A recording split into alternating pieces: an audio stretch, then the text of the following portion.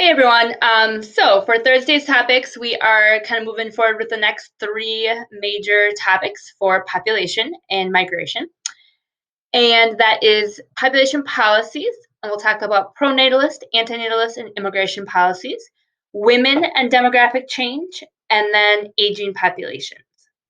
So for the first topic, population policies, you will be taking a look at not only in your discussion post for today, but also on the Unit 2 concepts assignment, the second part of it. You'll be taking a look at the different intent and effects of various population and immigration policies on the population size and composition. So just so that we're kind of clear about what the different types of population policies are and what they mean, when we did this in class, we focused on the terms restrictive population policies, expansive population policies, and eugenic population policies. In the course guide, they do not use the terms restrictive and expansive. They use the terms pronatalist and antinatalist. And so if we know the term natal or natalist just means relating to birth, you could probably figure out what each of these relate to. So a pronatalist policy is going to be one that encourages people to, to have more babies. An antinatalist policy is going to be a policy that encourages people to have less children. And then we talked about immigration policies during our migration part of the unit, but these are kind of all bunched together because there's really only kind of three major things that influence a country's or a region's rises and falls in population, and that's going to be birth rates, death rates, but then the third one is going to be immigration. So immigration, emigration, or just migration in general. So when we take a look at the map of the world and we take a look at birth rates and death rates in 2017, we can see that some countries have very high birth rates still, and some countries now have brought their birth rates really far down. And some countries, like these ones in purple and kind of darker purple, are going to be experiencing very low birth rates to the point where they're fearful that their populations are going to decline to a point where they're going to have economic or social consequences. So countries and governments have a lot of there's a lot of different policies that can be put into place in order to change the population dynamics, the demographic dynamics of a country. And so a country that maybe has some of these really low birth rates might enact a pronatalist policy. Now, generally, pronatalist policies or expansive population policies are not going to force people to have children. That is not really a thing. But there's lots of ways to encourage people to have more children. Things like allowing women to take very long, even paid maternity leaves, giving tax incentives to families for having more children, and even just the propaganda or the advertisements focusing on the benefits of having a family or larger families. The antinatalist policies are going to be the ones that try to slow down a country's population growth, and probably the most the one that we think of automatically when we think of antinatalist is going to be China's one-child policy, which brought the birth rates down drastically. It has now been changed into a two-child policy. However, there are plenty of effects of that, including sex-selective abortions, and including now an aging population to the point where China's population pyramid has really been morphed into, um, you know, because of those government policies has really been morphed into a very top-heavy population pyramid. And then with immigration policies, governments, whether or not they really try to restrict immigration or encourage immigration, is definitely a government. The governments have a lot of power and a lot of say over that. So we see that in this country. We see time periods where we've had periods where we're really encouraging immigration and ones that were really restricting immigration, and everywhere in between. We've also had in this country, and this is probably true in other countries as well, we've had very selective immigration policies. For example, the Chinese Exclusion Act of the 1880s basically excluded immigrants from China. We've had quota acts in the 1920s that said that the proportion of people coming from a certain country was going to be a fraction of the number of immigrants that were already there from that country. So it allowed people like Northern and Western Europeans to continue to come to the United States, whereas people that were from groups of Southern and Eastern Europe, where there weren't as many immigrants already here, it tried to restrict those groups of people from coming to the United States. And so there's lots of different intent and effects of these various population policies. All right, topic 2.8, women and demographic change. So we spent an entire time talking about gender, but there's a huge correlation between gender roles and values, gender education, employment, healthcare, and the effect that those have on fertility rates. So obviously women are unique to men in the fact that they have children, and the women's roles in society oftentimes have a direct impact on those fertility rates. And so the question there is, or I guess the prompt is, explain how the change in role of females has demographic consequences. When we say demographic consequences, we're talking about population effects on our population in different parts of the world. So you should understand that generally when women are granted more educational rights or encouraged to get more education, generally fertility rates will drop.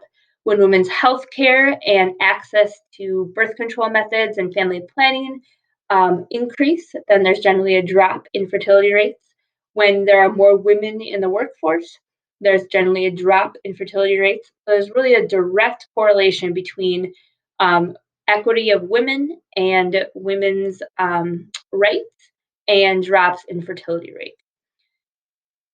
And then the last one is in this section is talking about Ravenstein's laws of migration. And this is something that I'm not entirely sure why it falls in the women demographic change category, because it's really what it is in the 1880s, the German geographer E.G. Ravenstein noted 8 patterns, and actually I'm going to kind of go away from that. There's these 8 patterns are part of his laws. We talked about kind of summarize them into 5 different patterns, but basically he was researching migration patterns in England, and he summarized just some laws, what he called, of migration. And so I'm going to read these off to you, and then I'll show you the next slide as well, and you'll be working with these a little bit. So I'm going to tell you right now that I don't think it's probably a great idea to just go, well, you should know these concepts. You should be able to apply these concepts. You don't necessarily need to totally memorize them, but you should be able to, understand these concepts and maybe regurgitate some of this information if you were asked to synthesize some information about migration. So number 1, most migration covers shorter distances. So people are much more likely to make short distance moves than long distance moves. Migration occurs in steps. So this is step migration. So sometimes people make one move and then they continue to make other moves. Long distance migrations usually go to urban areas. So this goes along with this concept of rural to urban migration, that most people are not moving from cities to farms. They're much more likely to be moving from farms to cities. Each migration produces movement in the opposite direction. So this is the counter-migration law, and what that says is that a migration is going to lead to a counter-migration, either by a different group of people, or maybe people are moving back originally. So a refugee situation where people are moving out of a region. Maybe when the situation becomes more stable in their country, they eventually move back and they're able to repatriate to their area. Rural people are more likely to migrate than urban people. This also goes along with that number 3. Females are more likely to make more trips, but males are more likely to make long distance moves. And so I think that's why it falls into the gender category here. And then most migrants are adults, so women or children are less likely to make large scale changes. However, in a refugee situation, generally the whole family moves. And then large towns grow more by migration than by natural increase. So big cities are more likely to have low fertility rates. But when they do grow, it's because people are moving there, not necessarily because their birth rates are super high. Okay, so this is going to be what we talked about when we talked about Ravenstein's laws of migration. These are also very similar to what I just talked about. Here's the counter migration, short distance. So just take a look at these and just make sure you understand these concepts and you would be able to apply them to a particular situation. All right, and then the last one for today, very shortly, is going to be aging populations. So topic 2.9 is aging populations. And so explain the causes and consequences of an aging population. So really the causes of an aging population are going to be reduction in fertility rate. So when people are having less children, then the percentage of people in the population that are young is going to go down, and that is going to make it so the percentage of the population that is older is going to go up. The other big cause of aging populations is longer life expectancy. So better healthcare, better medicine, better nutrition, things like that are causing people to live much longer. And so it's just going to be more likely to be in highly developed regions of the world. But aging populations also have a pretty big, have pretty big effects on the country or the region. So they have political, social, and economic consequences. And once again, a consequence is not necessarily always a negative thing. Just think of consequence as the term effect. But one of the things it increases is a dependency ratio. So once again, the dependency ratio is going to be the proportion of people that are 65 years or older and the percentage of people that are between the ages of 0 and 14 compared to the people in the middle, the people of working age, 15 to 64. Now, in an aging population, they're going to have a very high old age dependency ratio or elderly dependency ratio.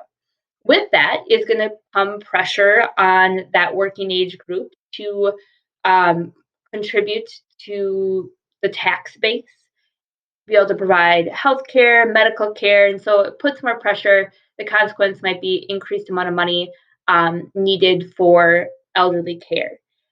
Social consequence might be that older, the children of elderly people are expected to take care of their elderly parents, and so adult children are taking, are taking their elderly parents in more likely.